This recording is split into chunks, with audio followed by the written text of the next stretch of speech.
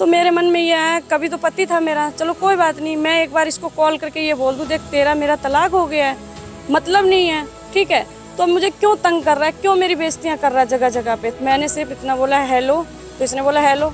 मैंने कहा एक बात बता, जब तेरा मेरा कोई मतलब नहीं, इतनी शब्द निकाला है, इतने में इसने इतने गंदे वर्ड यूज किए मेरे से, मैं नहीं बोल सकती इस पे कि कितने गंदे वर्ड यूज किए। मुझे ना इसकी तरफ से पूरा खतरा है, अगर मुझे कुछ होता है तो जिम्मेदार ये होगा, इसका भाई होगा, इसकी वाइफ होगी। अच्छा है मैं छुप गई हूँ दीदी, मैंने जान बचाई अपनी, बस और कुछ नहीं है। मेरे साथ एक बच्ची थी, उसको भी मारा पीटा गया होता, अगर ना भगाती तो मैं उसको। मेरा बाप भी मर गया, माँ मेरी बिल्कुल बीमार है। मैं कमाती हूँ, अगर 10,000 कमाती 2,000 माँ के लिए भेजती हूँ, 4,000 अपनी दवाई में लगाती हूँ। मैं कहाँ से लाऊं बताओ। सरकार की तरफ से उम्मीद दी जाए कि मेरे को अगर कल को कोई खतरा है इनसे, अगर ये कहीं मार मूर के फेंक दे। आजकल आप जानते हो फरीदाबाद में कितने अत्याचार हो रहे हैं, मेरे साथ वही है, सेम वही कहानी है। अब मेरे को धमकाया जा रहा है कमरा कहीं और ले ले। एक बात दो, अगर मैं रूम कहीं ले भी लूं, क्या पता वहीं मार के फेंक दो तुम। नमस्कार, आप देख रहे हैं हिंदुस्तान तहलका न्यूज और इस वक्त मैं मौजूद हूँ NIT 2 पुलिस चौकी में। आपको बता दूं, यहाँ पर एक मामला सामने आया है जिसमें महिला है, उनके पति के द्वारा उन पर जानलेवा हमला किया गया। आखिर पूरा मामला क्या है, उनसे जान लेते हैं। क्या है मैम पूरा मामला? मैम मामला ये है, मेरा पति गांव से आया हुआ था अपने भाई के पास, तो इसके भाई का कमरा थोड़ा ऊपर है, ठीक है, तो ये बार बार मेरे गेट के सामने कुर्सी लगा के बैठ रहा था। जब इसका रूम ऊपर है तो नीचे आने का कोई मतलब ही नहीं, रास्ता है, चलो ठीक है, रास्ता जाओ, रास्ता आओ, मैंने कुछ नहीं बोला इनको, बार बार मेरे गेट के सामने बैठा। तो मेरे मन में ये आया, कभी तो पति था मेरा, चलो कोई बात नहीं, मैं एक बार इसको कॉल करके ये बोल दूं, देख तेरा मेरा तलाक हो गया है, मतलब नहीं है, ठीक है, तो मुझे क्यों तंग कर रहा है, क्यों मेरी बेइज्जतियां कर रहा है जगह जगह पे। तो ये मैंने सिर्फ कॉल किया इसको, मैंने सिर्फ इतना बोला हेलो, तो इसने बोला हेलो।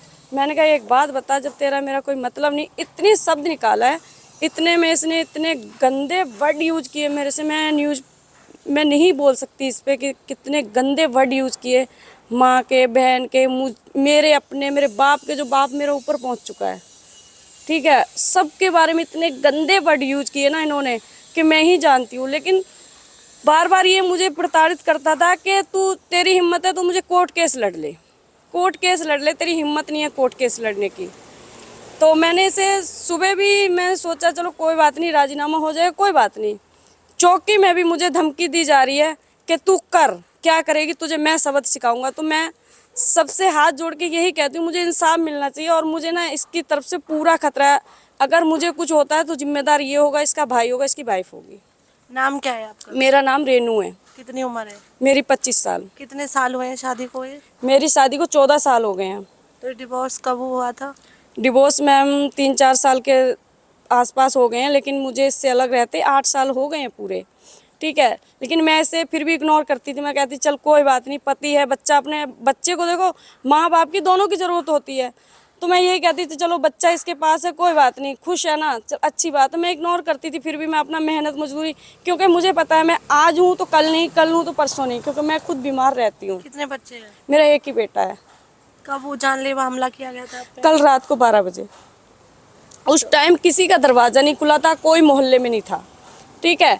अब इनको, जब एक बात बताओ, जब उस मोहल्ले में सब सो रहे थे, सन्नाटा था, ठीक है, मैं कहीं छुप गई जाके इनके डर से, तो अब वहाँ जाके उनको धमकाया गया कि तुमने क्या कहा है, तुमने छुपाया। तो अब वो उल्टा मेरे से कह रहे हैं कि तू, तेरे को मैंने छुपाया। मैंने कहा मैंने तो ऐसा कुछ बोला ही नहीं, आपने छुपाया, मैं तो भाई जगह देख के छुप गई अपना।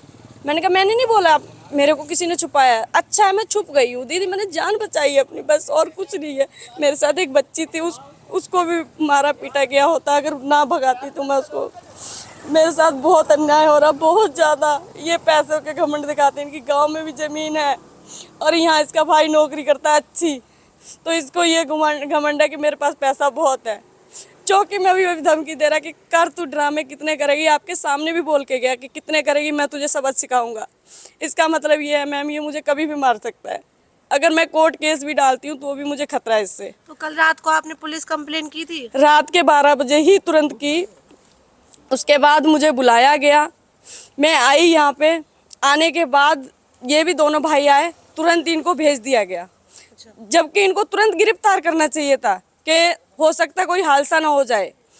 फिर भी मैंने मेरी एक सिस्टर रहती हैं, उनके घर में जाके सो गई अपना, ठीक है। लेकिन फिर भी मैंने मामला ठंडा होने की वजह से सो गई, लेकिन मुझे लग नहीं रहा ये मामला ठंडा होगा। तो अब क्या कहा है पुलिस वालों ने? पुलिस वालों ने मुझे पूरे तसल्ली दी है और पूरा शांति बंधाई है। उन्होंने पूरा आश्वासन दिया है कि आपको कोर्ट केस मैं यहाँ से ट्रांसफ़र कर दे रहा हूँ, आप कोर्ट से केस लड़ लो।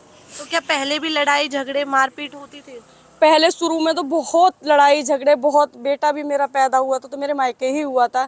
जिस हॉस्पिटल में हुआ था उसके भी पूरे पेपर पड़े हैं, सब कुछ प्रूफ है मेरे पास। लेकिन मैं कुछ नहीं कहती, मुझे इंसाफ चाहिए, क्योंकि मैं देखो मेरा बाप भी मर गया, माँ मेरी बिल्कुल बीमार है।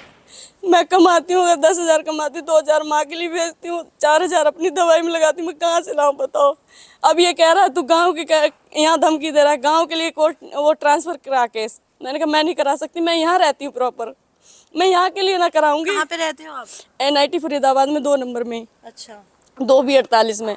उस टाइम ना तो मेरी मकान मालिक थी, मकान मालिक ब्यास गई हुई है, ठीक है। उसका बेटा पीछे दुकान लगाता है, कल वो भी नहीं था, वो भी सुबह आके बोला मुझे नहीं पता लगा, नहीं तो मैं आ जाता उतने टाइम में। तो दीदी इसलिए मेरा ना कोई नहीं, मैं अकेली हूँ, इनका कोई पता नहीं मेरा कब हत्या कर दी है। पति का नाम क्या है? राम नरेश। कहाँ का रहने वाले हैं वो? वो मैनपुरी, जिला मैनपुरी, थाना घिरोर, गांव लपकमा है। बच्चा कितने साल का है? 13 साल का, 14वीं में लगा है वो। बहुत दुखी किया गया मेरे को, बहुत ज्यादा। तो और बाकी परिवार वाले नहीं आए साथ में? नहीं, मेरा कोई है ही नहीं परिवार का। मेरी माँ है, सिर्फ भाई है, दोनों शराब पीते, मैं किसको बुलाऊं? भाई भी शराब पीते? भाई दोनों शराबी है मेरे। अब क्या मांग करते हो? मैं यही मांग करती हूँ, बस मुझे थोड़ा उनकी तरफ से, सरकार की तरफ से उम्मीद दी जाए कि मेरे को अगर कल को कोई खतरा है इनसे, अगर ये कहीं मार मूर के फेंक दे। आजकल आप जानते हो फरीदाबाद में कितने अत्याचार हो रहे हैं, मेरे साथ वही है, सेम वही कहानी है। अब मेरे को धमकाया जा रहा है कमरा कहीं और ले ले। एक बात तो, अगर मैं रूम कहीं ले भी लूँ, क्या पता वहीं मार के फेंक दो तुम। नाम क्या है? मेरा नाम रेनू है। देखिए जो रेनू है वो बता रही हैं कि उनके पति के द्वारा उनको लगातार प्रताड़ित किया जाता था और उन पर जानलेवा हमला भी किया गया था।